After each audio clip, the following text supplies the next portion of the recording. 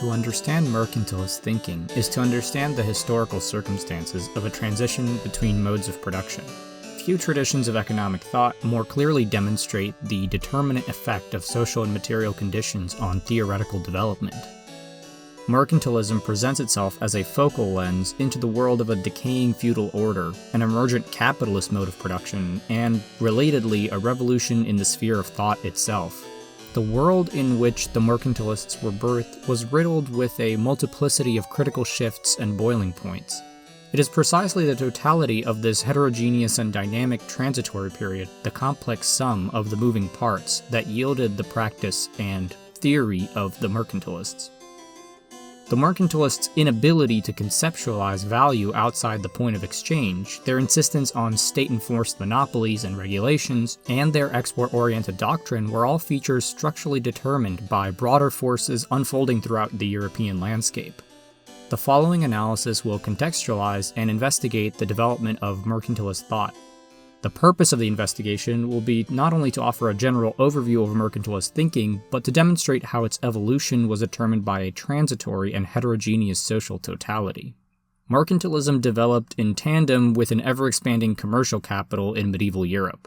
Commerce and the urban centers that punctuated it had existed in Europe since antiquity. Nevertheless, the feudal mode of production that dominated Europe for much of its medieval history was firmly based in the institution of the manor. The feudal economic system relied on custom and tradition, as opposed to the rule of law and contractual relations that crystallized in capitalist societies.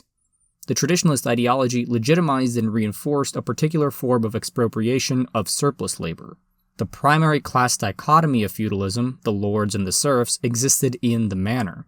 It was the gradual dislodging and dismemberment of this primary class tension that brought about new conditions in Europe, which would eventually set the stage for the rise of mercantilist thought. Resnick and Wolff identified the development of short and long-distance trade, of final and intermediate goods production for that trade, and of towns as sites of such trade, as a catalyst for the dissolution of the old order. There were other factors that played significant roles in the destabilization of feudalism.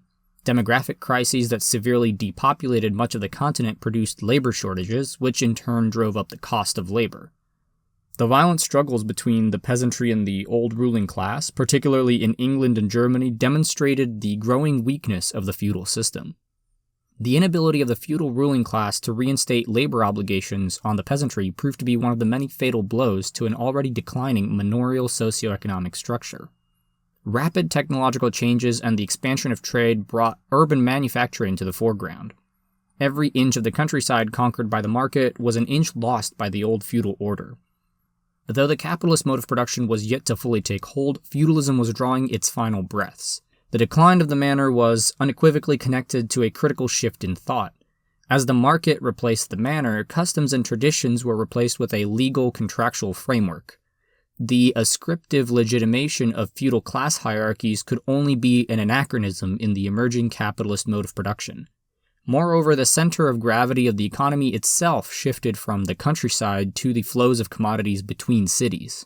Mercantilism reflected this exact movement from the countryside to the city, from feudal appropriation of the products of labor to the production of commodities for ever-growing markets and the distribution of those commodities via merchant capital. Before industrial capital subsumed economic activity under its banner, merchant capital, and therefore the processes of exchange, appeared to be the most important.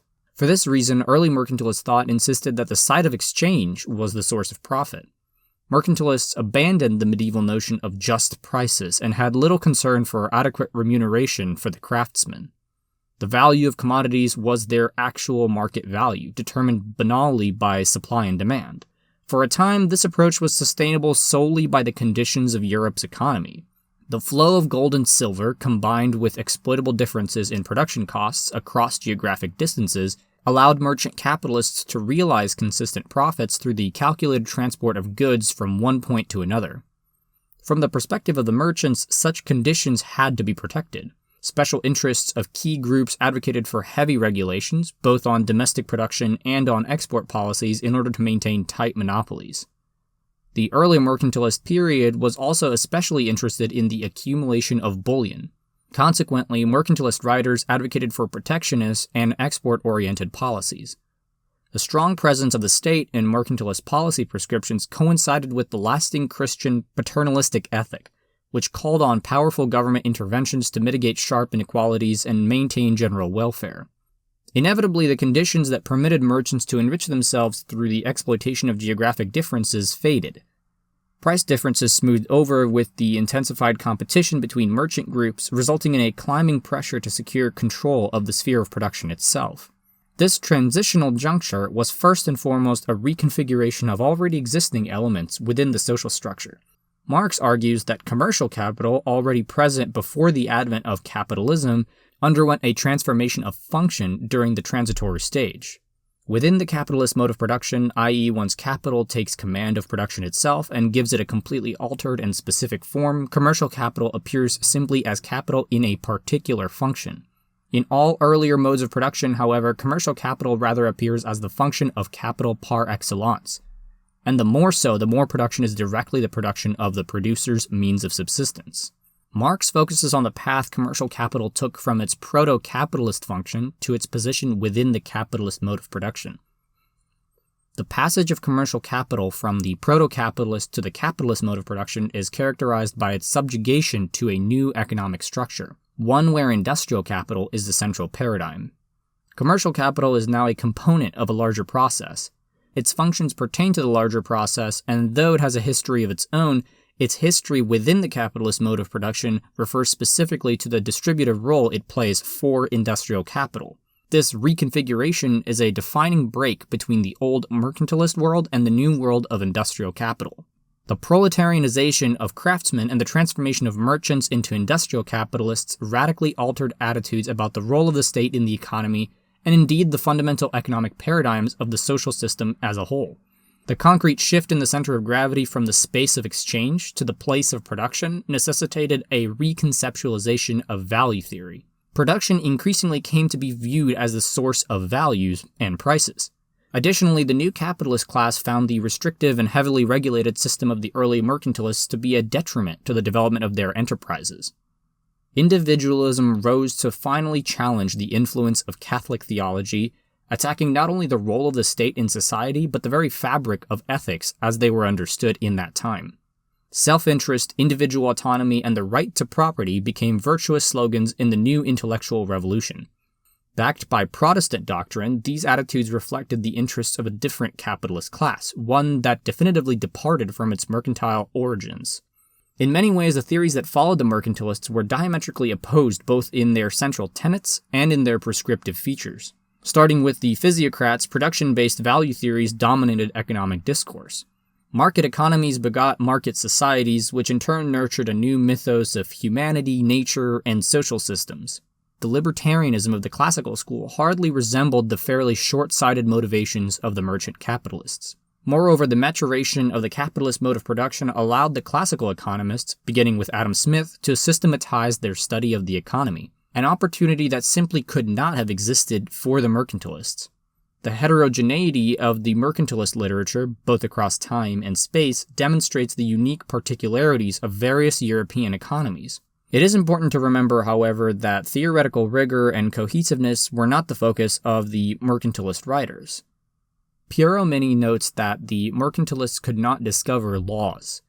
The detached view that is expressed by the many classical comparisons of economics with astronomy was not theirs, for they felt that they were not spectators but actors in the economic drama. This final assertion regarding the fundamental nature of mercantilist thought with respect to the realities of the corresponding historical era can be further explored by considering the relationship between the thought concrete and the concrete real.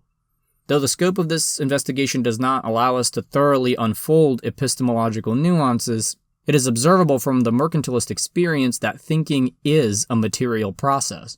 The thesis put forward by Wolff and Resnick suggests that thinking, like all other material processes, is overdetermined by all the processes in the concrete real. It is evident from the above overview that mercantilism was determined by a dynamic restructuring of class society. Mercantilism was therefore the product of technological changes, displacements of social contradictions, contestation between theological doctrines, the emergence of new class conflicts, the specific material ramifications of colonialism, the rise of nation-state competition, unforeseen demographic crises, and many other contingent forces.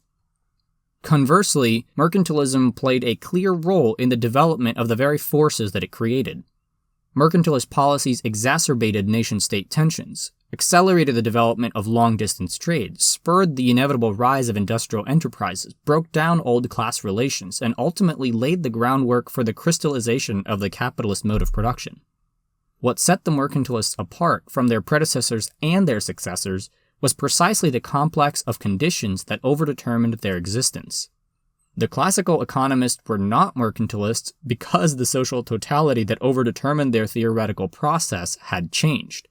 The subsumption of merchant capital into industrial capital radically altered both the object and subject of economic thought. The advent of capital par excellence sparked the homogenization of the various economic conditions of Europe, bringing the region out of transition and into capitalism as a distinct mode of production. It was the absence of this structure that defined the amorphous body of mercantilist writings, with their preference towards export surpluses and state-backed control of key economic sectors. It is certainly true, as Piero Mini argues, that the mercantilists could not benefit from the power of abstraction discovered in the Cartesian Revolution. They lacked the means of knowledge production to fashion a coherent theory. However, they equally lacked the raw materials to do so. It is with this Marxist lens that the mercantilist can be most lucidly understood.